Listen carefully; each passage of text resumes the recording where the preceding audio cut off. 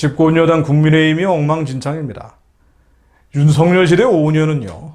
여러 차례 말씀드린 것처럼 또 여러분들이 공감하고 계신 것처럼 골든타임입니다. 지금 뭘 하고 있는지, 그런데 여당이 지금 뭘 하고 있는지 모르겠어요. 차기 총선을 앞둔 권력 다툼이라고들 하는데요. 해도 너무하다는 생각이 듭니다. 북한 공산 독재 체제를 해체하고 자유민주적 기본질서에 의한 평화 통일을 준비해야 되는 한국사의 결정적 시간인데 이 시간을 깨닫지 못하는 거죠. 천지의 기상은 분별할 줄 알면서 시대를 분별하지 못하는 겁니다. 역사의 주관자가 하나님인데 하나님은 마음속에 두기 꺼려하면은요. 어디로 가야 될지 아무리 하버드 대학이 아니라 어디로 나와도 어디로 가야 될지 뭘 해야 될지 알 수 없는 겁니다. 남은 자들이 기도를 더 해야 합니다.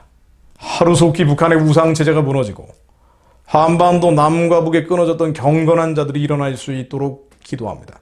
하나님을 두려워하는 자들이 이 나라의 지도자들로, 이 민족의 리더들로 일어날 수 있도록 기도합니다.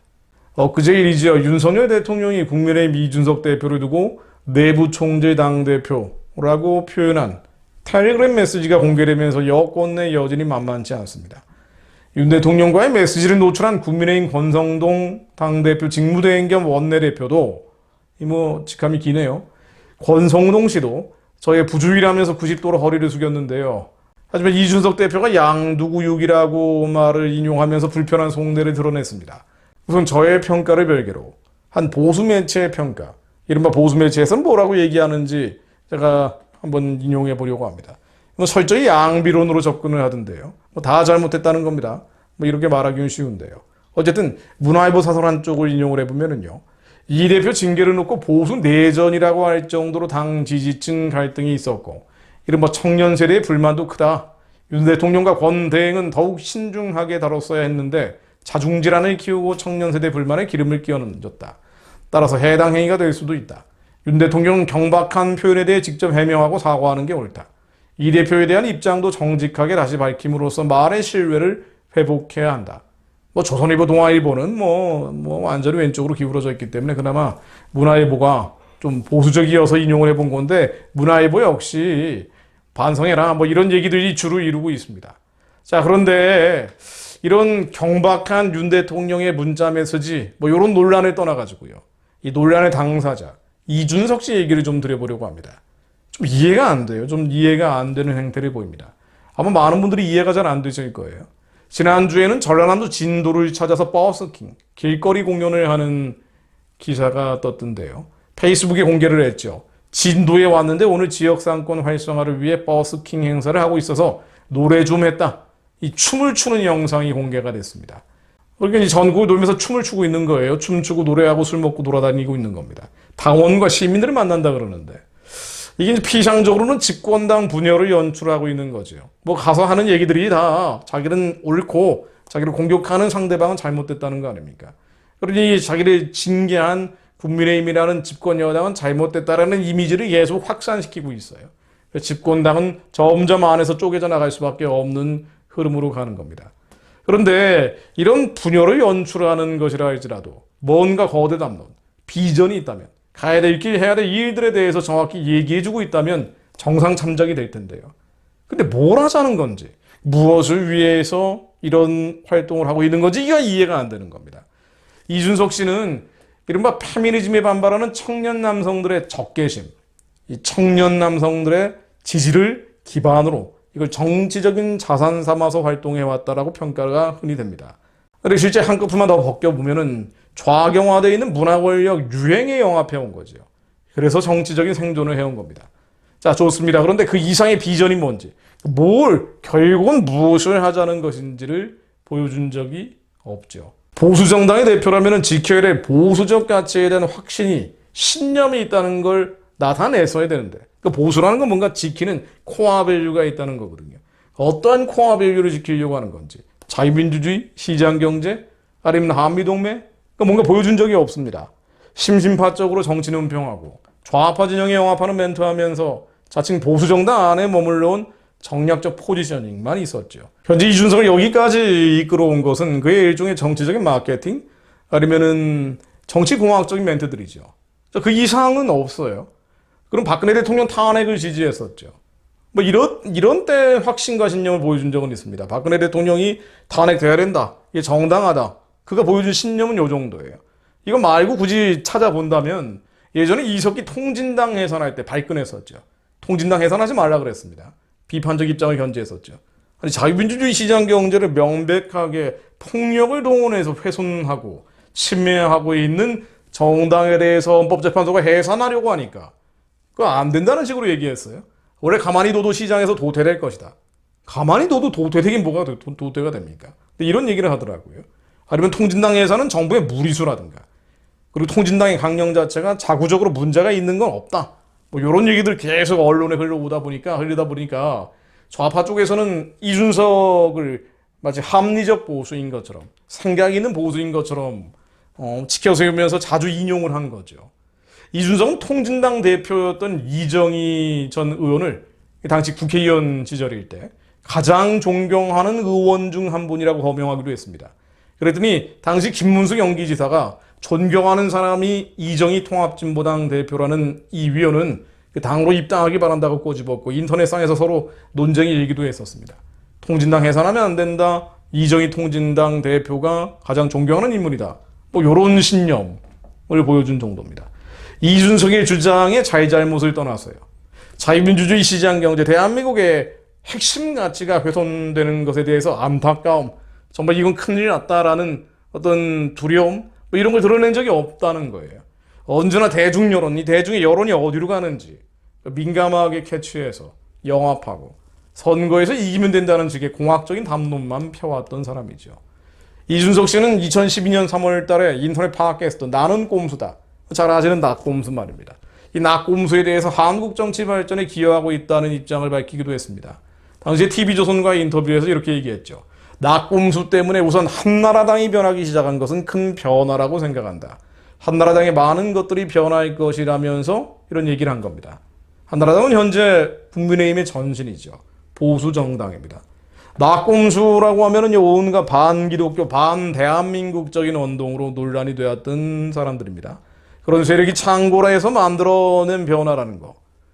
사실 보수정당의 진짜 보수정당으로의 변신이 아니라 이 보수정당이 좌경화되는 거죠.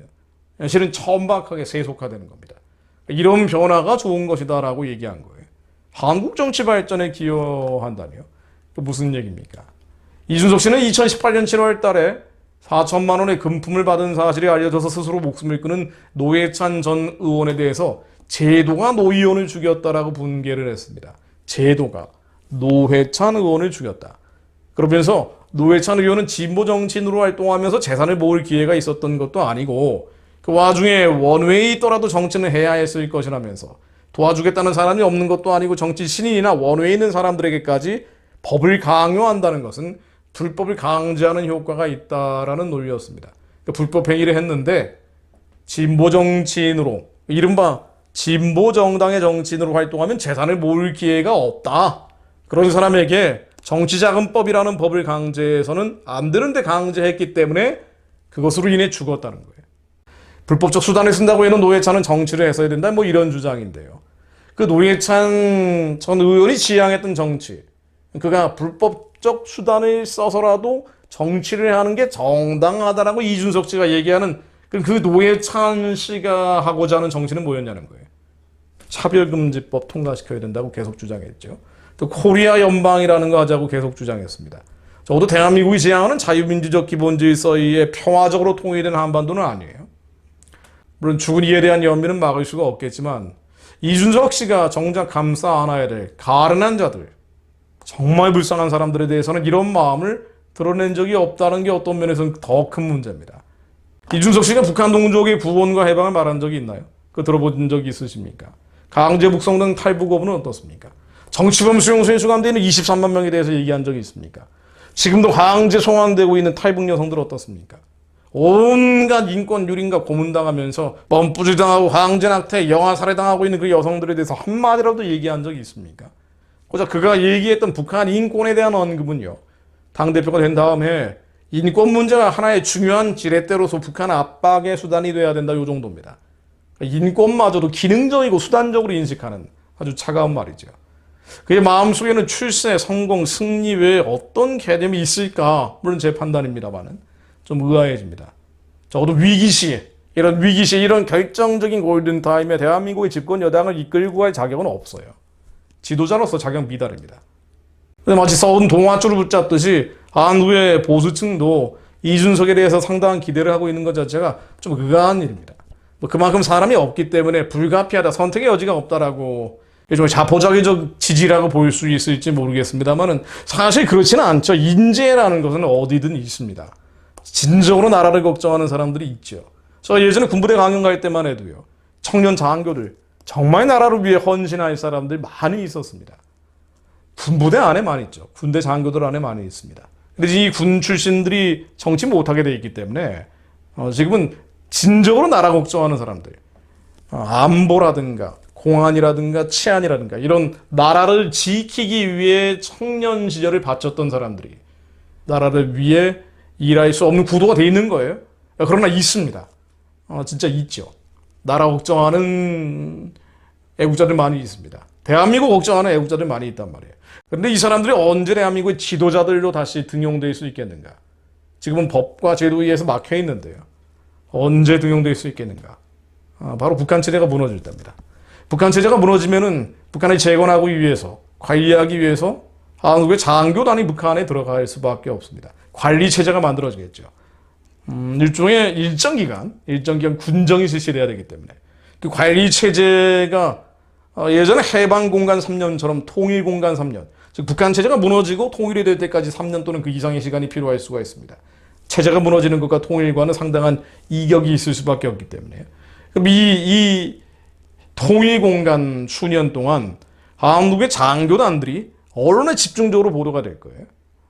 여러 가지 문제점들을 해결하는, 북한에서 일어나는 수많은 어려움들을 해결하는 장교들이 그 지역의 실질적인 행정 책임자로서 인터뷰도 나올 거고요.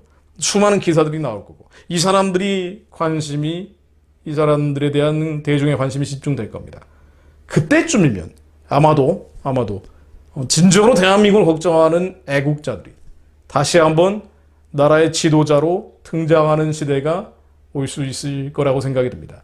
사람이 없는 게 아닙니다. 사람이 없는 게 아니고요. 절망하고 낙심하고 억지로 아닌 사람을 긴 사람인 것처럼 분장을 할 필요가 없다는 거예요.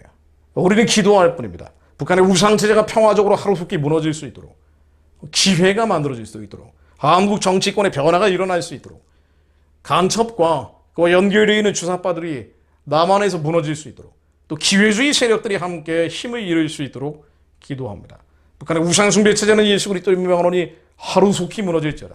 그와 함께 경건한 자들, 하나님을 두려워하는 자들, 이 민족이 가야 할 길, 이 나라가 가야 할 방향에 대해서 알고 있는 사람들, 시대를 정확히 분별하고 있는 사람들이 대한민국 정치권에도 지도자들로 등장할 수 있도록 함께 중보합니다.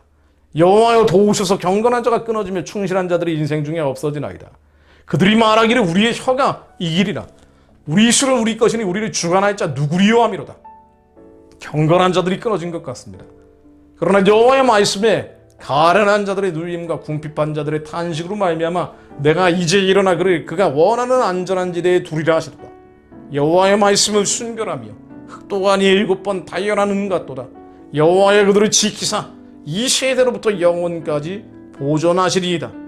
하나님, 가련한 자들의 눌림과 궁핍한 자들의 탄식으로 말미암아 그들의 안전한 지대에 보존시켜 주시고, 하나님이 두려워하며 경외하는 자들, 경건한 자들, 끊어진 것 같은 경건한 자들, 이 나라와 민족이 어디로 가야 될지 하나님의 마음을 받은 자들이 대한민국의 지도자들로, 통일한국의 지도자들로, 북한 땅을 통치하는 자들로 다시 등장하는 날이 올 수 있도록 하나님 은혜와 공유를 베풀어 주옵소서. 저희들이 불쌍히 여겨 주옵소서. 예수 그리스도 이름으로 기도드립니다.